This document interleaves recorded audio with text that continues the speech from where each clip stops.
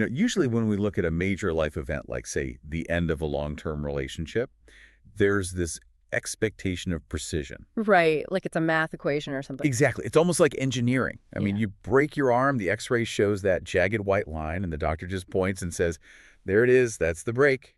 It's binary, broken But, and not broken.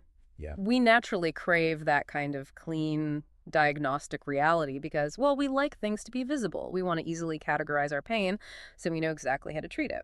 But then you step into the world of deep human connection, of actual intimacy and, shifting identities.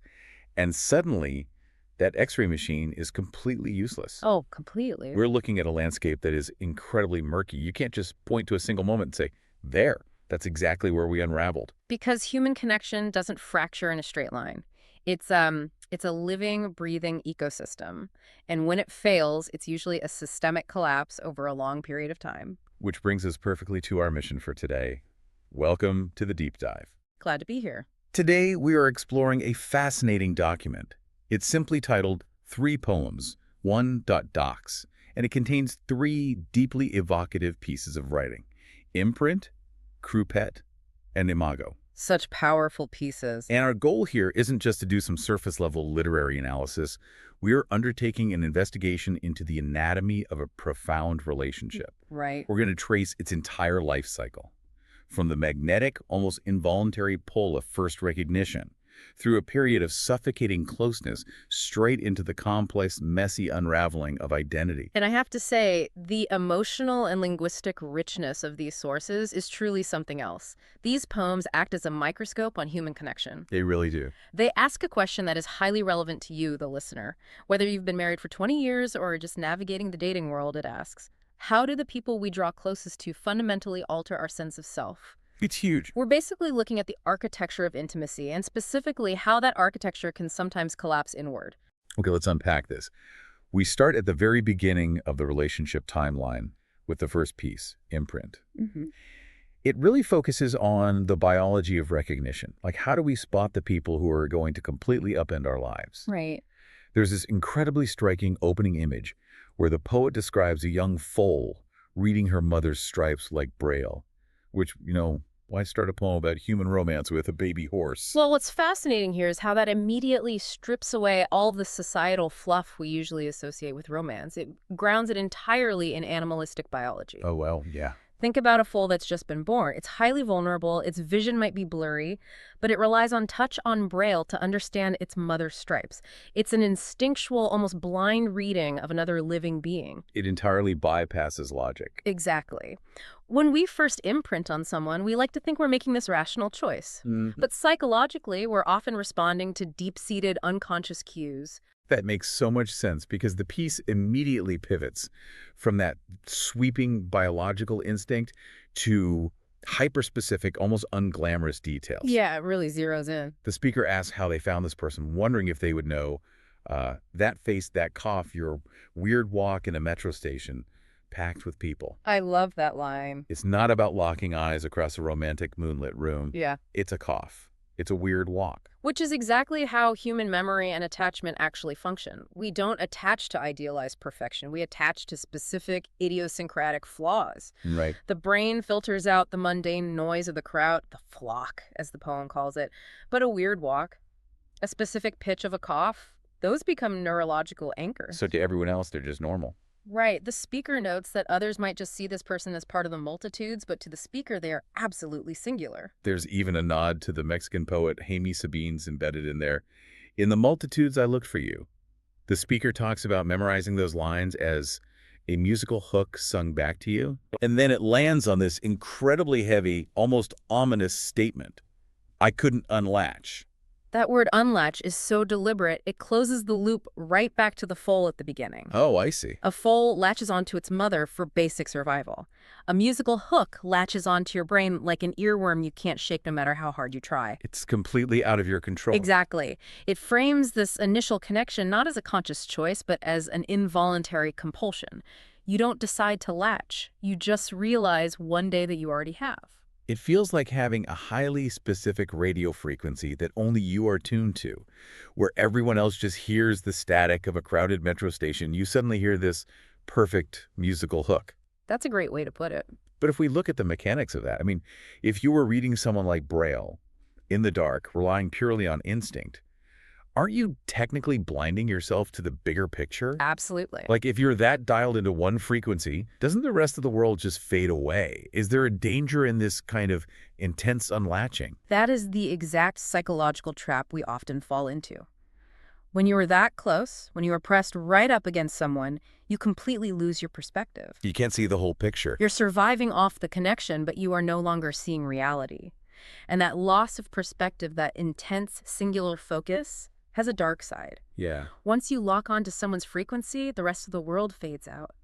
And suddenly that cozy, shared bubble can start to feel like a vacuum. right. Which brings us to the next phase of this life cycle in the second piece, Croupette. The shared world becomes a profoundly suffocating environment. It gets incredibly tight. The open space of a metro station vanishes, replaced by this extreme spatial invasion. The partner doesn't just enter the speaker's life, they invade it. Right. The imagery shifts to the partner pitching a tent at the center of the speaker's life, and suddenly, everything bent about it. The speaker is forced to tiptoe around us. Notice the dramatic shift in tone there, and the physical obstruction. Everything bent about it. The partner's presence has become so massive, so central, that the speaker's own life is warped by its gravity. It's taken over everything. If you've ever found yourself walking on eggshells around a partner or minimizing your own needs just to keep the peace in a shared space, you'll recognize this exact feeling. Oh, for sure. The anxiety of tiptoeing shows that the shared space is no longer a safe haven. It's highly volatile. And the poet captures that volatility perfectly. They write, "Awake, you are suddenly off," spikes up. But then the language takes this wild turn. We get a sudden wave of clinical medical terminology. It's such a jarring shift. They are huddled beneath a hot northerly wind, and the space inside this tent becomes mucin-thick, antigens stiffening the interstitial wall. I mean, why would you use the language of a pathology report to describe a romance? Because it forces us to look at the relationship as an autoimmune response. It's a remarkable linguistic choice. How so? Well, antigens are toxins or foreign substances that induce an immune response in the body. The interstitial wall is the tissue between cells. By using these terms, the poet is suggesting that the relationship itself has become a pathogen. Wow. The body, or the shared life, is physically stiffening, trying to fight off the very thing it latched onto. The intimacy has literally become an infection. And they are just trapped in it. Yeah. They spend 2 years under that tarp of silence, hyperbaric. Yeah. Now, a hyperbaric chamber is a high-pressure oxygen environment used in medicine to accelerate healing. Ah. But looking at the dynamics here, it's like putting a Band-Aid on a wound that actually needs air to heal. Exactly. Is the tarp of silence protecting them from the outside, hot northerly wind, or is it actually what's causing the wounds to open? You've successfully stopped the cold wind, but now you're suffocating on your own exhaust. The pressure is just too high. That's the perfect way to understand the mechanism at play, and it's incredibly common in intense relationships. It really is. Couples will isolate themselves to protect their bond from outside judgment or the stresses of the world, that hot northerly wind. But in doing so, they create a toxic echo chamber. Yeah, they lock themselves in. The text says the tarp was meant to heal wounds, not open them. The very defense mechanism they built to protect their relationship, the isolation, the tiptoeing, the enforced silence, is precisely what is causing the trauma. And it culminates in this chilling visceral conclusion. Your left eye streaked with blood. It's horrifying. It's an image of internal pressure finally causing a rupture. The hyperbaric silence has literally broken a blood vessel. It's a physical manifestation of emotional claustrophobia. The pressure has to go somewhere. If it can't be spoken, if it can't be aired out because of the tarp of silence, it will erupt physically. So when that pressure reaches its breaking point, it doesn't just shatter the silence, it shatters the core identity of the people inside that tent. Right. And that plunges us into the third piece, Imago, which is written after the poet Alfonsina Storni. Now, the title itself is a huge clue to what's happening psychologically, isn't it? Absolutely. Imago is a heavily loaded term. In biology, it's the final, fully developed adult stage of an insect. Okay. But more importantly for this context, in psychology, an imago is an unconscious, idealized concept of a loved one that we form in our minds. Like a fantasy version of them. Exactly. It's the perfect, fictionalized version of a partner that we project onto a real, flawed human being. And this entire section of the narrative is about the violent shattering of that idealized projection. It starts in this almost dreamlike state of tension. The speaker says, "Last night, in a dream, you called me güerita," which is an affectionate Spanish term often used for a light-haired or light-skinned woman. Right. But the speaker rejects the affection, responding, "May as well have blown kisses, not ash, all for the sake of fabula." What exactly does fabula mean in this context? This raises an important question about the whole relationship. Fabula translates essentially to fable or story. A fable, okay. The speaker is confronting a massive amount of cognitive dissonance here. They're asking, are you actually loving me, or are you just desperately trying to keep the fable of our relationship alive? Wow. The affection feels like ash because it's dead. It's a performance designed to pop up the imago, the illusion. The partner is going through the motions just to keep the narrative intact. And the speaker completely refuses to play the part anymore. They demand shadow instead of the shawl. They say, "Cover me with that shawl. I want shadow." Yeah, they want out. They are tired of standing in the harsh, illuminating glare of the partner's expectations. Which brings us to the reality of their identities clashing. This is a huge turning point. Right, the speaker asks, "When we met, what did you see?" Twin Imago. But then we get this sharp, really jarring piece of dialogue from the partner. "A man? You said never a woman? I would not have married that." This is where the psychological concept of the imago really violently clashes with reality. We are looking at a profound friction regarding identity, gender, and expectation. It's so rigid. The partner fell in love with a highly specific image, a script they expected the speaker to follow. But human beings are fluid. As the speaker's true, authentic identity emerges, the partner pushes back with outright hostility because the reality no longer matches the fable they signed up for. Yet, the speaker immediately points out the hypocrisy of that accusation. Yet, you knew how to take and did. Right. And then we get this profound visual. The speaker watches the partner and notes, "You turn like a mirror as light evanesces." The partner was only functioning as a mirror as long as the light of that idealized fabula was shining on them. Once the messy, authentic reality of the speaker's identity clouded that light, the mirror turned away. It refused to reflect them anymore. Here's where it gets really interesting, though. If you think about how a mirror actually works, if you take a mirror and turn it away from the light, it immediately stops being a reflection. It's just glass. Exactly. It loses its entire purpose and just becomes a cold, hard piece of glass. So, looking at this dynamic, is the speaker angry because the reflection is gone, or relieved that they no longer have to perform for this cold piece of glass? Psychologically, it's a deeply complex mix of both. There is profound grief in losing the reflection that once validated your existence. Remember, they latched onto this person. Right, the imprint. But at the exact same time, there is immense terrifying liberation in stepping out of the harsh light of someone else's expectations. The speaker specifically asked for shadow, remember? They wanted to be free from the glare of having to be the perfect reflection. And what happens when you fully step into that shadow and refuse to be the fixed image that the other person demands? That brings us to parts 3 and 4. The speaker starts asking these incredibly vulnerable questions about their newly unmirrored self. Who would love this bright thing?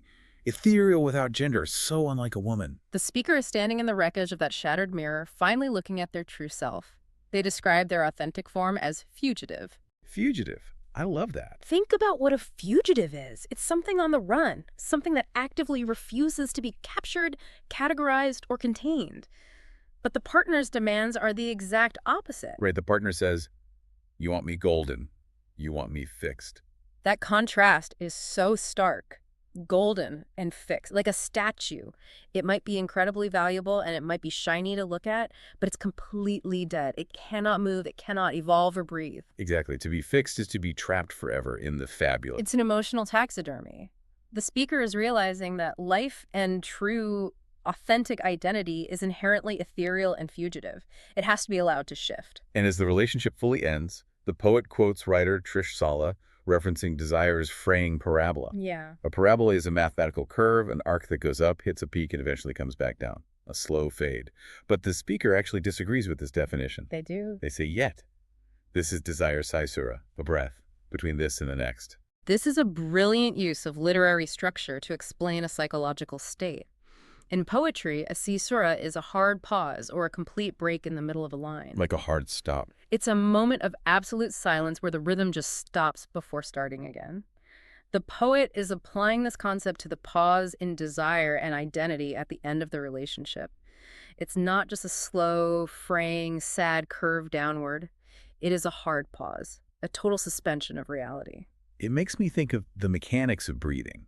A caesura is literally that split second between inhaling and exhaling. Your lungs are completely full or they are completely empty, but for a microsecond, absolutely nothing is moving. Right, it's a suspension. And in that terrifying suspension, the text says we are left trying to figure out what was you and what was me. Hmm. So looking at the psychology of that, isn't the poet suggesting that true intimacy permanently blurs the boundaries of our own identity? It absolutely is, and this is a well-documented phenomenon called enmeshment.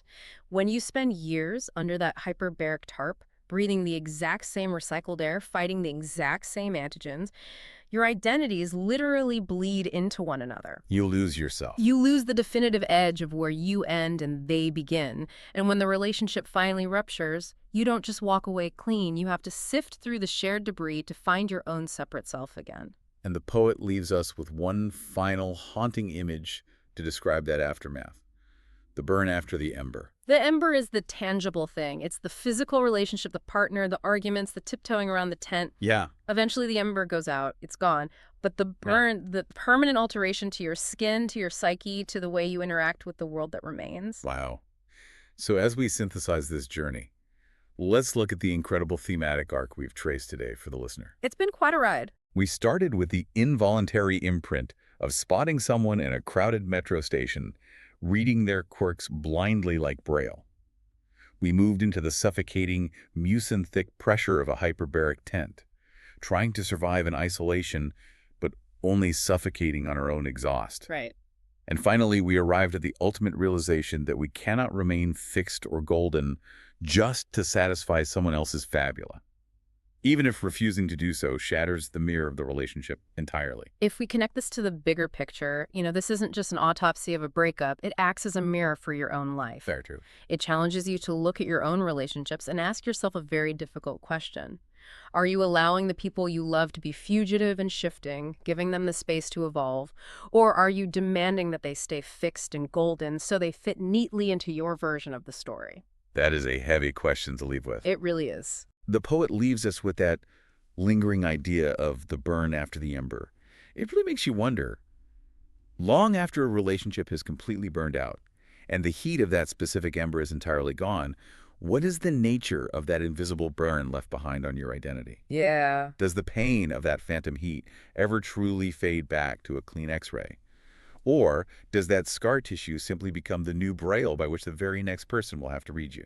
That is the beautiful, messy reality of the diagnostic landscape. It certainly is. Keep reading Braille, everyone. We'll see you next time.